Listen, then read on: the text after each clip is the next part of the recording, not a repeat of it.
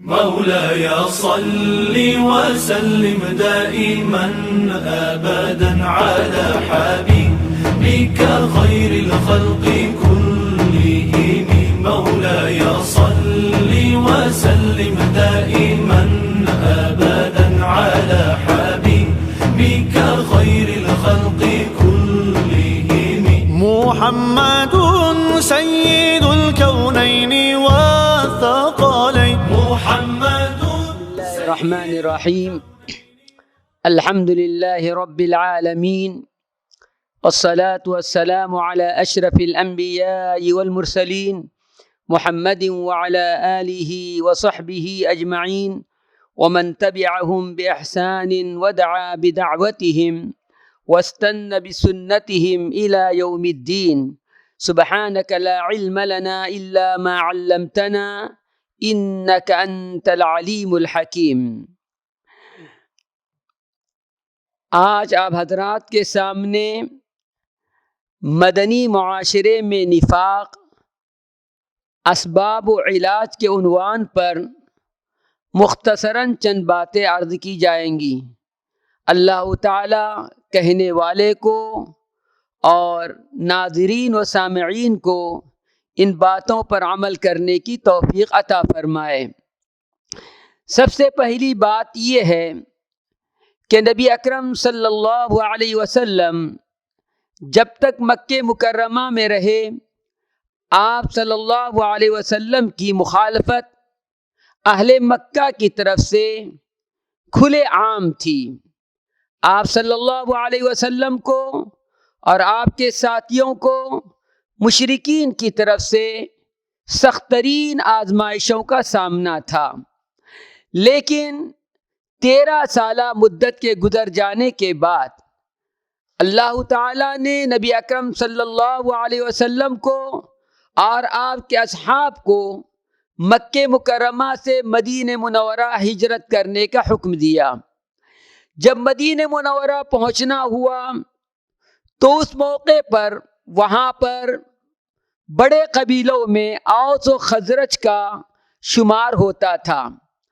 خزرج قبیلے کا سردار عبداللہ ابن ابی ابن سلول تھا، اور نبی اکرم صلی اللہ علیہ وسلم کی ہجرت سے قبل تمام لوگوں کا اس بات پر اتفاق تھا کہ ہم عبداللہ ابن ابی ابن سلول کو اپنا سردار بنائیں اور اپنا رہبر بنائیں اور ان کی تاج پوشی کی جائے. یہود بھی اس کام میں ان کے ساتھ تھے اور انہوں نے بھی عبداللہ ابن ابی ابن سلول کی قیادت کو قبول کر لیا.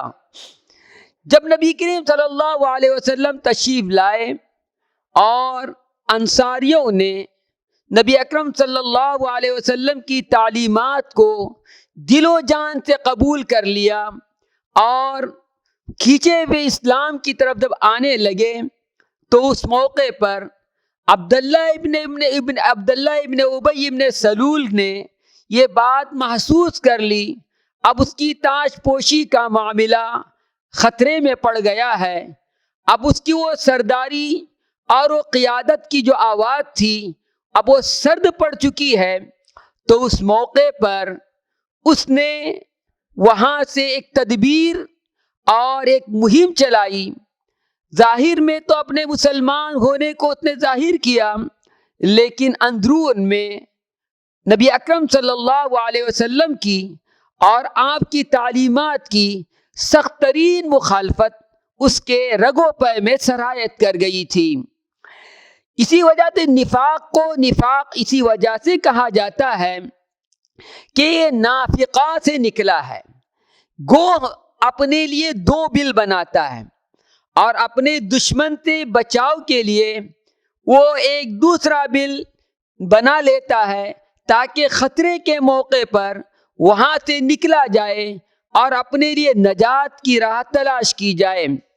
تو منافقین جو ہوتے ہیں ان کا کام بھی یہ ہوتا ہے، ظاہر میں اسلام، باطن میں کفر، ظاہر میں خیر اور باطن میں شر بھرا ہوا ہوتا ہے.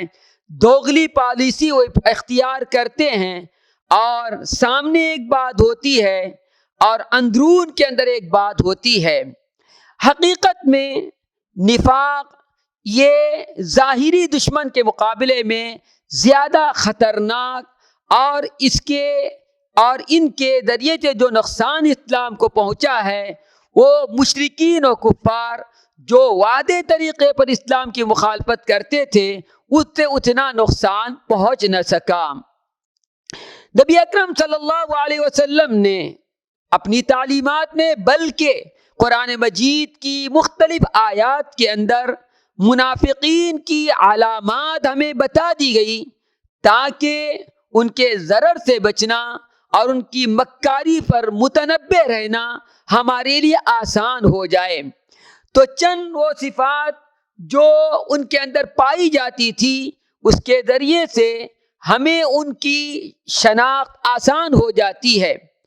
ان کے اندر سب سے پہلی بات یہ ہے ان میں ریاکاری ہوتی ہے۔ وَإِذَا قَامُوا إِلَى الصَّلَاةِ قَامُوا كُسَالَىٰ، دل تو لگتا نہیں، تعلق مع اللہ کے نام کی چیز ان میں نہیں ہوتی، لہذا اپنے آپ کو مسلمان گرداننے کے لیے اور اس مسلمانوں کی تلوار سے اپنے آپ کو بچانے کے لیے وہ ریاکاری کے لیے، دکھاوے کے لیے نماز پڑھتے ہیں۔ اور منافقین کی ایک دوسری صفت یہ ہے وہ بڑے موقع پرست ہوتے ہیں۔ کیا پیاری مثال مسلم شریف کے اندر دی ہے کہ منافق تو اس بکری کی طرح ہے جو دو ریوڑوں کے اندر چکر لگاتی ہے، کبھی ادھر کو جا رہی ہے اپنے ہوس کی تکمیل کے لیے، کبھی ادھر کو جاتی ہے۔ یہ بھی منافقین کا حال بھی یہی ہوتا ہے، کبھی مسلمانوں کی طرف آتے ہیں اور ان سے مال غنیمت حاصل کرنے کی کوشش کرتے ہیں، اور کبھی کفار کی طرف جاتے ہیں اور ان کے ساتھ ہونے کو بتاتے ہوئے ان سے بھی مال ایٹھنے کی فکر میں لگے رہتے ہیں۔ اور اس کے لیے وہ بڑی چرب زبانی یعنی ایسی زبان استعمال کر لیتے ہیں جس سے سامنے والا بھی کیا ہوتا ہے ان کو مسلمان گردانتا ہے۔ وَمِنَ النَّاسِ مَن يُعْجِبُكَ قَوْلُهُ فِي الْحَيَاةِ الدُّنْيَا، ان کی باتیں دنیاوی زندگی میں بڑی اچھی لگتی ہے لیکن حقیقت میں ان کی زبان سے ادا کیے ہوئے کلمات ان کی دل کی ترجمانی کرنے والے نہیں ہوتے۔ اور ان کا فساد کا عام کرنا ان کا شیوا ہے۔ دیکھیے ذرا سے حقیقت میں مدینہ منورہ میں سورۃ البقرہ مدینہ منورہ میں اترنے والی سورت ہے۔ اللہ تعالیٰ نے مومنین کے سلسلے میں 4 آیات بیان فرمائی، کفار کے سلسلے میں 2 آیتیں بیان فرمائی، لیکن منافقین کے ضرر سے بچانے کے لیے اور ان سے خطرے سے آگاہ کرنے کے لیے 13 آیات کے اندر منافقین کا تعارف کرایا گیا تاکہ ان سے پوری طرح بچا جائے اور ان سے متنبہ رہا جائے۔ سوال یہ پیدا ہوتا ہے کہ منافقین نے نفاق کیوں اختیار کیا، اس کے پس پردہ کیا اسباب تھے؟ حقیقت یہ ہے ان کے اندر ایمان نام کی چیز نہ تھی۔ اللہ کے پاس مرنے کے بعد کیا ملنے والا ہے یہ ان کے ذہن و دماغ میں یہ چیز نہ تھی، لہذا جو بھی کام ہوتا تھا وہ ان کے اعضاء کی حرکت ہوتی تھی، دل کی ترجمانی نہیں ہوا کرتی تھی۔ دوسری بات یہ ہے کہ ان کے اندر اسلام اور مسلمانوں کے خلاف حد درجہ ان کے اندر کینہ اور ان کے اندر حسد ہوا کرتا تھا۔ کوئی موقع اپنے ہاتھ میں جانے نہ دیتے تھے جہاں پر اسلام اور مسلمانوں کے خلاف اپنی بھڑاس وہ نکال سکیں، اس طرح کا کوئی موقع اپنے ہاتھ سے جانے نہیں دیتے تھے۔ اس کے ساتھ دنیاوی ملذات آسائش ان کی زندگی کا پورا مقصد تھا، یعنی شہوتوں کے پیچھے چلنا، جاہ اور منصب کے حاصل کرنے کی کوشش کرنا اور اپنی لیڈری کو ثابت کرنے کی کوشش کرنا، یہ ان کا اہم ترین مقصد تھا۔ اس کے ساتھ ساتھ وہ آزمائشوں سے اور ابتلا سے اپنے آپ کو حد درجہ بچانے کی کوشش کرتے تھے۔ منافقین کا ہمارے لیے سب سے بڑا خطرہ یہ ہے کہ وہ کفار تھے، ان کی بڑی قوی دوستی ہوتی تھی، دل ان کا کفار کے ساتھ ہوتا تھا، اور مومنوں کو دھوکہ دینے کے لیے کوئی موقع اپنے ہاتھ سے جانے نہ دیا کرتے تھے۔ دوسرے خطرے کی بات یہ تھی مومنوں کی صفوں کے اندر دراڑ ڈالنا، ان میں اختلاف پیدا کرنا، اور ان کے شیرادے کو بکھیرنے کی کوشش کرنا، ان منافقین کا اہم ترین مقصد ہوتا تھا۔ جب بھی کوئی موقع آ جاتا تو ان کی کل محنت اسلام کو زد پہنچانے اور اسلام کو نقصان پہنچانے کے لیے ہوا کرتی تھی۔ اسی وجہ سے قرآن مجید میں جا بجا منافقین کے سلسلے میں سخت ترین بات کہی گئی ہے، اور ان کے عقاب اور عذاب کو جن الفاظ میں بیان کیا گیا ہے قرآن مجید کی ابتدائی صورتوں کے